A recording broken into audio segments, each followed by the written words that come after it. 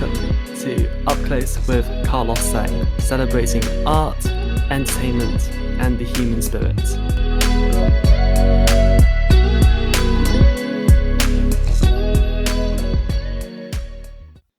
Welcome to another episode of Up Close with Carlos Sang. My next guest has enjoyed a 50-year career in the industry, which has taken her from the RSC to the National Theatre, and she is about to open a brand new play, The Lightest Element, at the Hampstead Theatre. It's a huge honour to be able to introduce the incredible Maureen Beattie. Thank you so much for joining us. My great pleasure. Thank you for asking me. Yeah, I feel like Cecilia Payne-Gaposchkin, she's someone who isn't completely present in the public consciousness, I don't think. I was wondering, yeah, how aware were you of this figure as well prior to starting this play? Absolutely no idea. Had never heard her name. I knew nothing about her. I don't think anyone in the play. Oh, we have one young man in the play, Harry. He knows a bit about the old astrophysics and things like that. It's been very useful for us to have him in the room. And he, I think, had heard of her, but sort of a glancing blow of who she was. Um, and to my shame, I would say that I don't know who she is because, as you possibly know, I was president of Equity until really quite recently, and one of my big things was, as a female performer, I was very into, the equality for, actresses and all of that sort of stuff. All the women that are just hidden away that we've never heard of. So it's fun. One of the great things about this play and doing it is that we will be opening people's eyes to the fact that there was this extraordinary woman. I mean, extraordinary on any level that you want to think about her, about a person walking the face of the earth. It is just lovely to know that people, we're hoping, I hope that, astrophysicists will come, because they'll be interested, and then we'll have to get all our facts right, because we can't have them going, no, no, no, she didn't say that.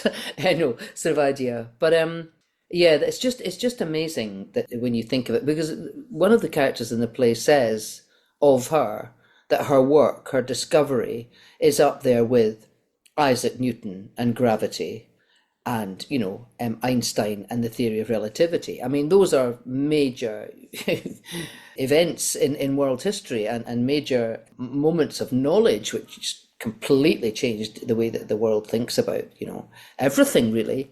And to think that that's true of her work, and nobody's ever heard of her. And I suspect that if she was a man, they might have done.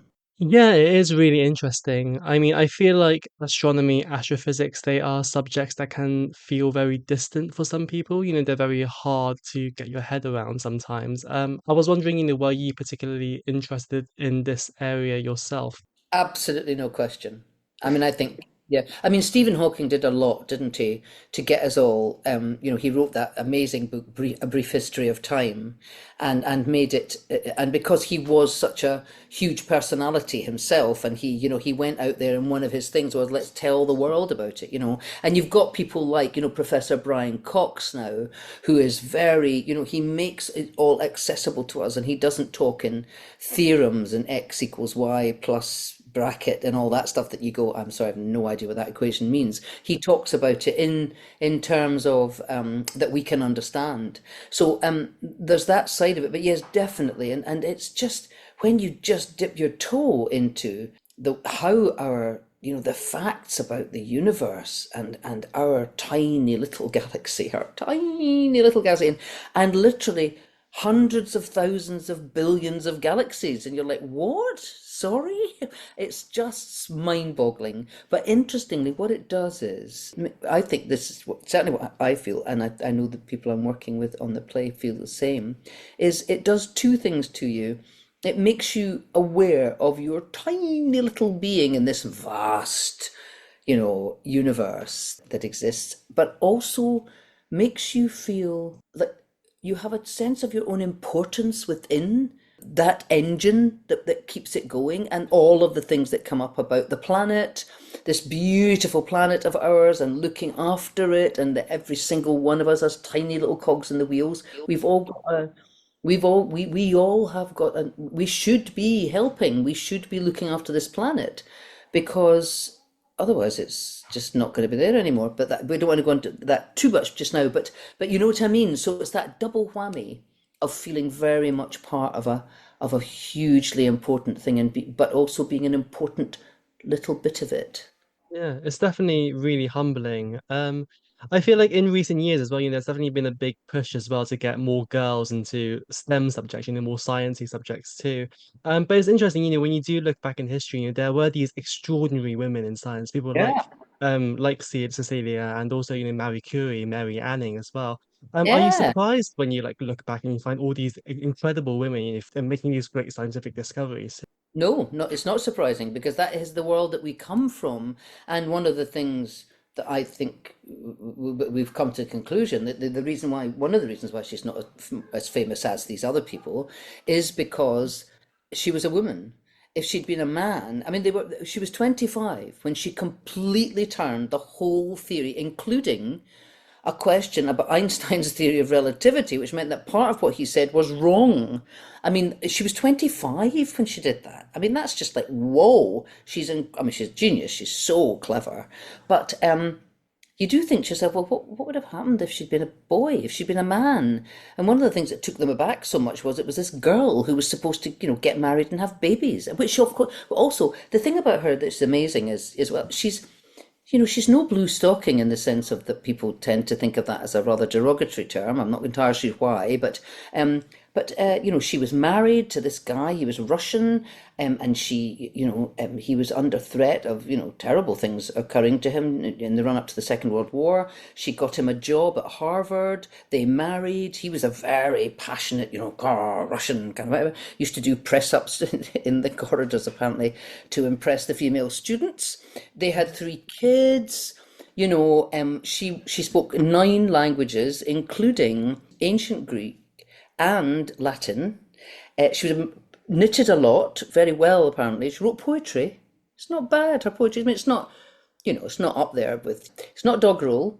And she taught to conduct by Gustav Holst, who tried to get her to become a conductor rather than an astrophysicist. I mean, the woman. I don't think she ever slept.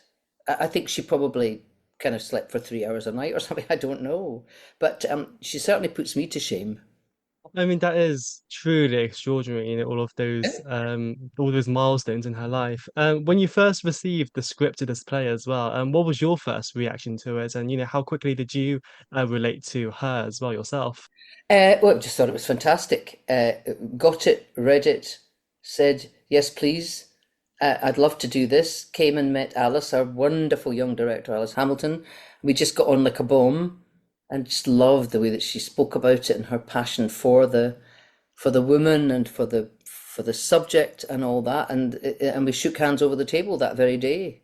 It was thrilling. Yeah, I mean, sometimes you read something and it just flies off the page at you. Sometimes you have to walk away for a bit and have a cup of tea or sometimes a glass of wine or even a stiff gin and then go back. But it was like, it was a straight through read of wanting to know what happened next. Because the other thing, I mean, apart from obviously the backbone that runs through the whole thing is this incredible work with astrophysics and why she was as famous as she was. But it's very much about how, and because of the Russian connection with her being married to a Russian, and it was, they were married right through the McCarthy period with all that, Reds under the bed and all that sort of stuff that went on. And they were constantly being looked at, they were being investigated. It made life very difficult for them. Neither of them were ever, Communist Party sympathizers, but that also was a kind of problem that they faced throughout their careers. He was also an astrophysicist. And in our play, there is a lovely parallel story that goes on with a young woman who is 21 and who is trying to make her way. She wants to be a writer or have a career in writing, like publishing or something like that. And how she gets mixed up in a rather weird, nobody's quite sure what's going on, attempt to expose Cecilia as a communist sympathizer, as a bad version of a Stalinist, basically. and it's about her and her moral judgments, and they meet, these two women meet, and what comes out of that. So it's rather a nice, and I mean, it's not, I mean, Cecilia was born in 1900 and she died in 1979 at the age of 79, obviously. So but it's, it's very recent history. I was alive when she was alive, and of course I think to myself, God, I'd so love to have met her. But she was in America, of course, because back then, when she graduated, so that would be 1922 or 23, she didn't graduate from Cambridge because women were allowed to do all the same coursework as the men. They were allowed to do all of the exams, do all that, great marks and everything like that, but they weren't given a degree. They weren't given a degree until 1948. What? So in order to do any kind of postgraduate studies, and indeed, go into astrophysics as she wanted to, she had to go to America because it was the only place that she could do postgraduate and do her PhD. So, we were lagging well behind, Harvard, which was much more forward looking. Yeah, it's definitely incredible when you look back and just how startling it all is. This is your first time working at the Hampstead Theatre as well, and I feel like it's a really wonderful and really well looked after space too. Was this something that you had in mind as well, and was that an exciting prospect for you too? Oh yeah, I've been coming to Hampstead Theatre since it was a tin hut, way back, and seen it through all its different manifestations. And I've seen many a fantastic play. Come to see lots of pals here in shows. It's a wonderful. Did it win a prize for being one of the most welcoming theatres in the UK? It certainly was up for one. I don't know, but I mean, I wouldn't be surprised if it did. It's a lovely place to work. It's a lovely place to come and see a show. It's a really nice place to work. Very welcoming. There's no feeling, I've been around a very long time, as you mentioned. I graduated in 1974, and back then that whole world of actors was that we were one group, stage management were another group, technicians were another group, all that sort of thing. And now there's much more of a feeling in most theatres, and this one's very good, of a feeling that everybody is pulling the horses in the chariot, that we're all in the same race together. And it just feels great. You know people's names, and everybody sits down to lunch. It's just really nice. And I think that everybody does better work like that, and Alice, as I say, who's directing, she creates a wonderful, she's for me, the absolute best kind of directing is somebody who is very collaborative and listens to everything that everyone says, genuinely listens, not pretends to listen, and then goes, okay, this is what we're going to do. So it's collaborative, but you've got somebody at the head going, I've made the decision which is best for this show. So yeah, so that's it's just delightful. It's delightful. Yeah, I mean, you mentioned Alice. What have those conversations been like with her as well about how to tell the story in a theatrical setting too, and not make it just like a story of her life? Well, that's the big that. So basically, what we are all engaged in doing, and very much led by Alice, is that you winkle out, and with ease in this play. I mean, it's not like, oh gosh, it's really hard to find, but you winkle out the human story behind it. That's what's interesting. If you want to go to a lecture on astrophysics, then go to a lecture on astrophysics. This is not what we're not about that. We're about telling the story of these people who lived at that time. And we tell the story of Cecilia, obviously, who is extraordinary, and what happened to her, but also the people whose world that she rocked by her discovery, and people who were literally, oh, what? Oh, that can't be right. That can't be right. I mean, seismic, the tectonic plates shifted from her work. And then, of course, she went on with other things as well. And the whole thing of how the McCarthy era affected everybody, certainly educational institutions, how people came out of that, young people, young men coming back from the war, and how that affected the Korean War is in there. We've had the Second World War happen, the First World War happen, all of those things, and how they impact on people's lives, and how people come out the other end of that and to become their best selves, which is, I think, really probably one of the themes I would say in the play. And some people come out best selves better than other people do, if that makes sense, what I've just said. Some people don't really get a hold of their best selves at all, but I think that Cecilia does. And young Sally, who's the young woman character I was talking about earlier, the little young journalist, she learns a lot and comes out the other end with a great feeling of a knowledge and understanding of who she is, which is a great thing if you can manage it.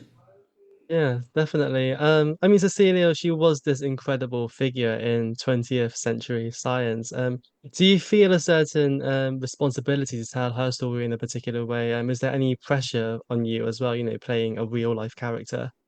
Oh, always, always. Every time you go, oh no. So, I mean, oh, it's a double thing again. It's oh no and oh great, because the research, fantastic. You can actually research somebody and find it, but ultimately, it's what would that? Who is she? But it's also to tell the play, because Stella, our wonderful writer, she has chosen to tell the particular bits of Celia's life, and so that's our task is to tell that story.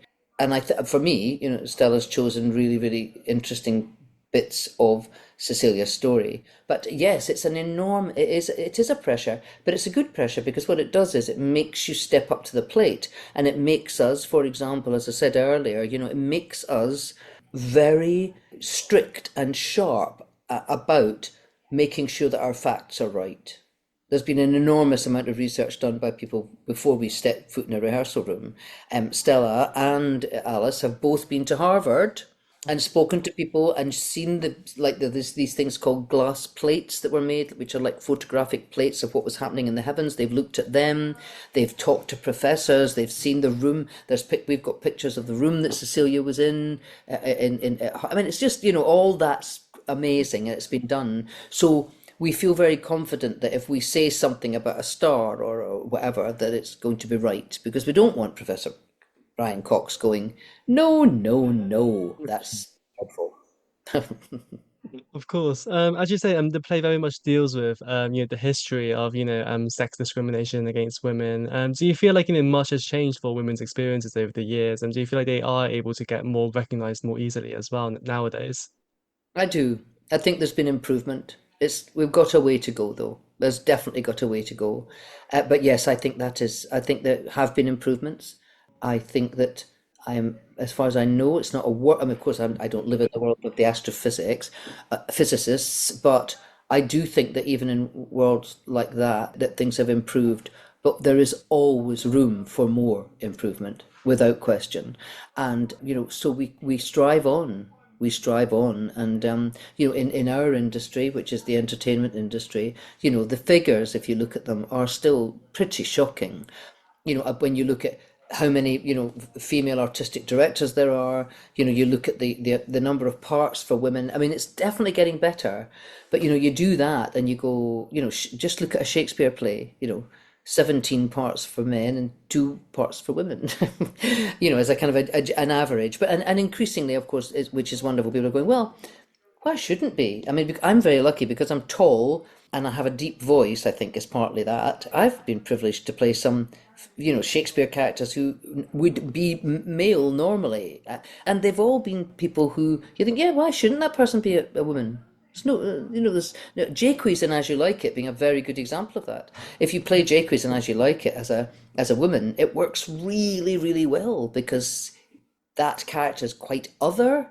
So the female thing in the middle of this world of men works really well. And you think, oh God, and of course, Shakespeare. I don't want to bang on too much about Shakespeare, but Shakespeare, if he'd been allowed to have women play women, he would have had written many more parts for women, I'm sure. But it's just because he wasn't allowed to, I think. Although I believe there were some very good boy players. But yeah, so that to answer your question, I always speak far too long about things but get carried away. But yes, I think it's improved, but we've got a long way to go still, I think. Of course. I mean, you were president of Equity during a really interesting time, during Me Too, Time's Up, Brexit as well, of course. Do you feel like there's been a noticeable shift in the industry from when you were president of Equity to where we are today as well? Absolutely. I really do think that there is a difference. COVID, of course, got in the way of all that. There was a fabulous, I don't know whether you know about Era 50/50, but Era 50/50 was a group of wonderful actresses who got together and said, right, by, was it the end of 20 20, I think it was, yeah, the end of 2020, the thing was we want 50-50 representation for actresses, right? And then of course COVID, just everything, we know everything went to the wall with COVID. So some of these things have taken a while to build up the incredible energy that they had, a momentum that got horribly crushed. But it's still there. One of the things that I was very involved in and very proud of was the Safe Spaces campaign that Equity had, which I believe has and continues to make a difference in rehearsal rooms, and that's very important for women, of course. Men have a terrible time as well. It's absolutely true, but in more cases, it's women, I would say. So that has helped, I think, enormously. Of course, and Brexit came in while I was president, and COVID. That was a very difficult time for everybody, not just our industry. So Brexit, impacted on us as well, because it was suddenly people were putting out casting calls saying, well, don't put yourself up for this if you don't have a European passport. And musicians famously were having to pay lots of money to take their instruments abroad, and it was a devastating, you said it was a devastating time, but we're coming back, and I think it's, I don't know, is the future bright? Is it brighter? Put it that way. Yeah, absolutely. You mentioned As You Like It, and of course you were at the RSC last year, working alongside this incredible cast of veteran actors at the RSC, people like Malcolm Sinclair, Geraldine James. What was that like, getting to work alongside this cast in this play? Absolutely fantastic. I have to tell you, it was known as the Freedom Pass As You Like It, because we were all ancient, basically. But it was fantastic. I've known Malcolm for a long time. He was my predecessor as president of Equity, and he's been a friend for decades. Geraldine, I had never met, and then we found out that we lived 3 streets away from one another. Unbelievable. I mean, I might have passed on the street, not known it was her, but so we're firm friends now, which is fabulous. It was an amazing experience, and Omar Ilarian, who was our director, his thing was, look, I've never directed Shakespeare before, so I'll have a go as long as you give me actors who know what they're doing and have done lots of Shakespeare. So that's why it occurred. But it was fantastic. And I mean, Geraldine was beautiful, wonderful, Rosalind, fabulous, mesmerising to watch. But the best Orlando I have ever seen was Malcolm Sinclair's, because he's older and he's got that.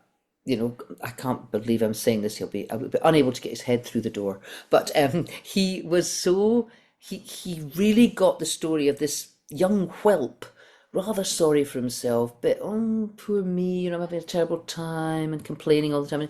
And then falls boom madly in love, like a lightning bolt with this fabulous young woman who's so clever and bright and witty and gorgeous. And then she teaches him how to be a man. And watching Malcolm learn how to become a man was just absolute. And of course, Celia is a character who sits around a lot watching this wooing going on. And so I got to watch these master classes and mistress classes, if that's a word, on how to do it. It was sensational. Do you Yeah. think, age and colorblind casting is the way to go going forwards? Oh yes, definitely got to be. I mean, yeah. I mean, gosh, bit of imagination, folks. There's and we have precedent for it. Oh, what's that wonderful? Well, she's no longer with us, of course.